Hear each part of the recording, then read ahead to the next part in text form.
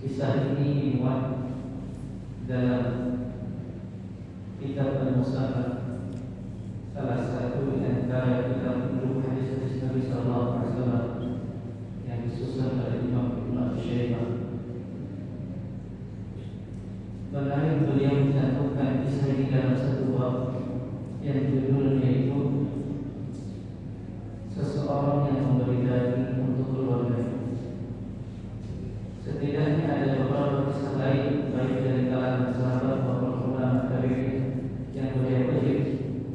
Di antaranya ada kisah Al-Hasan yang mengeluarkan uang setengah dirham untuk kebutuhan keluarga setiap hari. Dan juga ada Ibnu Rabi'ah yang memberikan setengah dirham kepada dua istri untuk memberi daging. Sya'ban juga demikian, ia belanjakan satu dirham setiap hari Jumat untuk memberi daging bagi keluarga.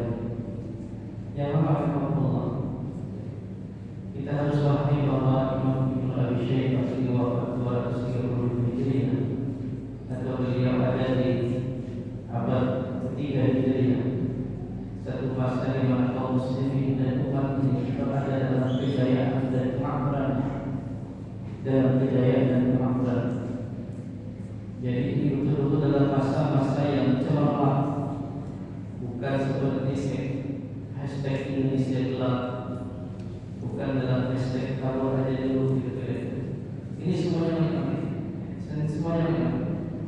ini masa kejayaan.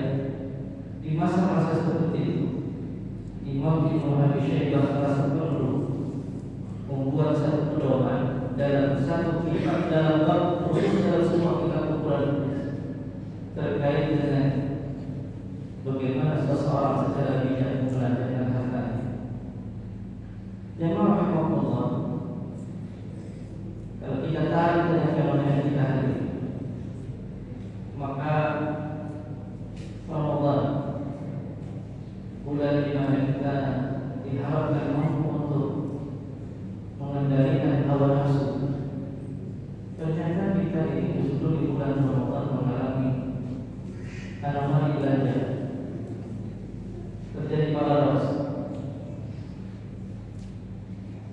Dalam data World Bank yang dirilis oleh Resis tahun 2024, Indonesia itu belanja retail yang paling tinggi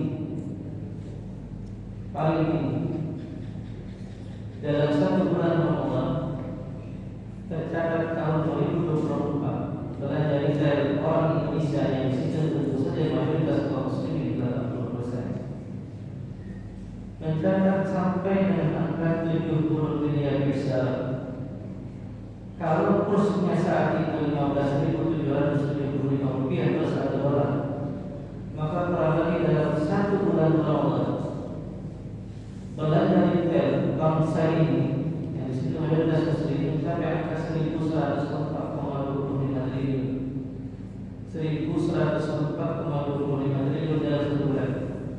Yang angka itu bahkan melebihi dari pengeluaran belanja kumpulan 20 negara yang tergabung dalam MENA, Middle East and North Africa, Timur Tengah dan Afrika Barat. Akumulasi 20 negara yang juga mayoritas muslim di sana dalam menyambut Ramadan ternyata hanya mencapai angka 66 miliar US dollar terkumpul dari 20 negara. Kita hitung aja 70 miliar US dollar. Jemaah rahimahullah, apa yang terjadi dengan kita hari ini? Kira-kira kalau pemerintah ketemu kita ini apa yang boleh sampaikan? Membawa takjil saja bisa banyak jenis dan seterusnya.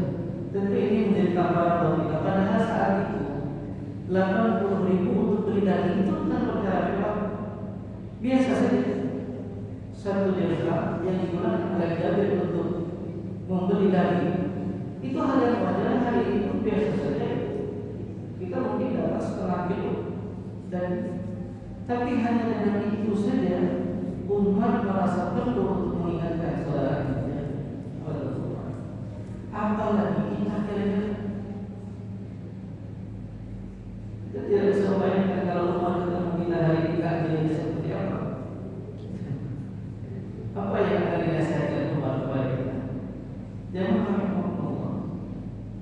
Ramadan adalah waktu di mana Allah begitu amat sayang kepada kita. Kita ini kan dipaksa oleh Allah puasa dengan diwajibkan. Faradallahu ta'ala